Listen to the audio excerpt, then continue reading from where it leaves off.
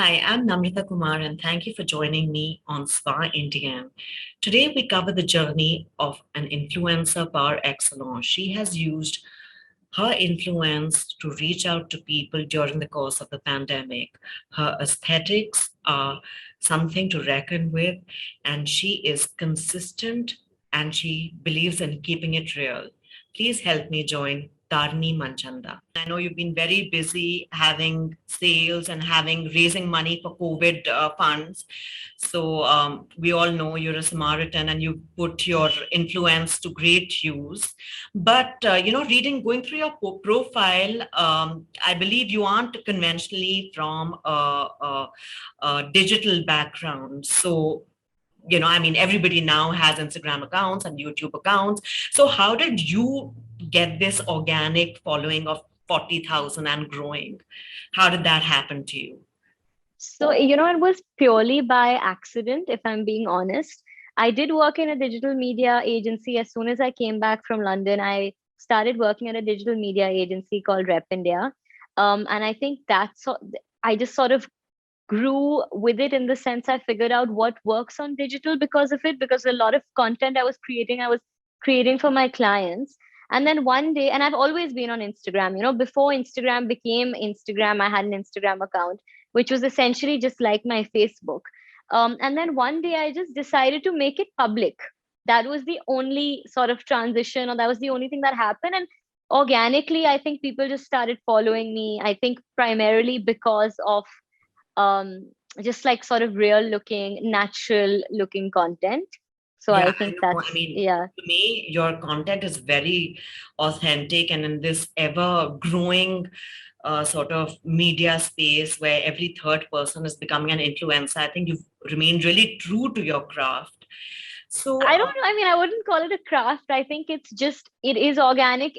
It looks organic because it really is organic. A lot of it is just my daily life and bits of photographs with my friends and the actual clothes that I wear, not just for photo shoots. But that I think it is a large yeah, part of who I but am. because I think you do it so effortlessly and you do it without making it look like, you put effort towards doing it. So it just looks, well, in a way, it looks organic, just like your But thought. I'm glad you said that because Yeah, I mean, I'm come on, like I've seen constantly. this one reel of yours in which, sorry to butt in, No, but that's I've fine. seen this one reel of yours in which you're, styling jeans in a certain way. You're doing these sort of boyfriend jeans, you're doing these mom jeans, you're doing these slim fits, and you just do it with such ease. So, Thank you. No, I always feel like I'm not putting in enough of an effort because, very often, because it's so public, right? It's almost like everyone's work is in your face all the time. And then I always end up feeling like, oh, maybe I should be organizing shoots, or maybe I should, put in a bit more effort and do this properly. But honestly, it's just a part of my life. And, along with running my business, it's just something I do. So I maybe one day I will put more thought into it and I would put more effort into it. But as of now, I think I'm quite happy with the way it's going. mhm. No, no, but you're doing a terrific job. And Tarni, like, walk me through the life of an influencer. I mean, you have loads riding on your shoulders as well, right? I mean, if supposing someone were to send you some article of clothing that you may not be interested to wear, how would you kind of tell them in as polite a manner that I'm sorry, I'm not interested in this, without uh, I say it exactly like that. Literally exactly how you just said it. I just say and what happens very often is that and it you just doesn't say mean that sorry, you just say it's not I, my style, just I just say it's cut not to the my chase. style and can I see your lookbook? And I'm always really honest because I want my feed to be a reflection of who I am and what I wear and what I do. So if I'm wearing something that I wouldn't wear in my everyday life, that to me is almost like a lie. It's like I'm lying to my audience. And I think that is the only responsibility that really comes with being an influencer. Is that at least I think the least you can do is be honest about the kind of content you're putting out there. Or if it's a sponsored post, I always try and add a sponsored tag. Or if something is gifted, I always say that this brand has gifted this to me or sent this to me. And So considering you're a media icon, so to speak, I mean, I please, well regard you as a you that you is you just, might think otherwise, no, that's but too much. considering you're a name to reckon with in the influencer space, how easy or how hard is it to promote your own brand label, which is the initial studio? I always try and so now that I need to, because of the current situation, and I think all our businesses aren't doing as well as they were, say, in 2019. Now I've started pushing my own label a lot more on my own handle. For like, I started in 2017. Up until like 2020, you won't even see one post about my own label on my platform, which is quite silly because I should be using the most of it. So now I'm trying to do it. And again, as long as it fits in my daily life, and of course it is my brand, so it does fit in my daily life. So it's not difficult to merge the two, because like I said, I think my Instagram is very much who I am. And I mean, my business I do every day, like, like a desk job. So Uh-huh. And tell me something out of now, this is a little a question that will require a non-diplomatic answer, which is out of the two, which is playing the role of an influencer or a digital content creator versus being a designer and being a creative and working with your hand, which of the two is more fulfilling and more challenging? I think I already know the answers to this, but I want to hear it from the horse's mouth. if I don't know. I think I'm quite a moody person. So, like, actually, not being diplomatic, there's some days where I'm like, screw this. Why am I working so hard? I should just push myself on Instagram more and I'll make more money like that, because it's Instagram, right? Like, just by virtue of its name, it's instant gratification. I've already built that platform. I know I can speak to brands and get those contracts. But brand building it takes 10 years to build a brand. And I want to do that. I want to like create something that people instantly recognize with. And that's not just my face. So I think that both thing, and I hate, I mean, it is really annoying talking to clients at both ends of the spectrum, if I'm being honest. That like sometimes brands that are paying and they force you to do things you don't want to do. And then there are clients who, to be really honest, to be really candid, like some orders that we get on our website, I make like maybe it's like 400 rupees or 200 rupees on it, right? And people, once they pay you even for that, and I guess that is their right, they will call you so many times for like one pair of like, or like Or one notebook one or little, one thing or one thing. And then and because we've all been working from home, I've actually changed all the numbers to my personal numbers on the website, on the Instagram, everything, because I'm a bit controlling in the sense that I want to know what my customers are saying. So all the calls were directed towards me in these lockdowns, and I'm just like, oh my god, I don't know why I'm doing this, but I know why I'm doing it, and obviously I'm doing it because I find that satisfying as well. So I don't know if that answers your question, but in a both way are it does, but both are annoying and both are satisfying both in are the, not. yeah. Both are fair Yeah. enough. Fair enough. Yeah. And tell me, this is a rapidly evolving sphere. Well, not sphere, but space, which is the social media.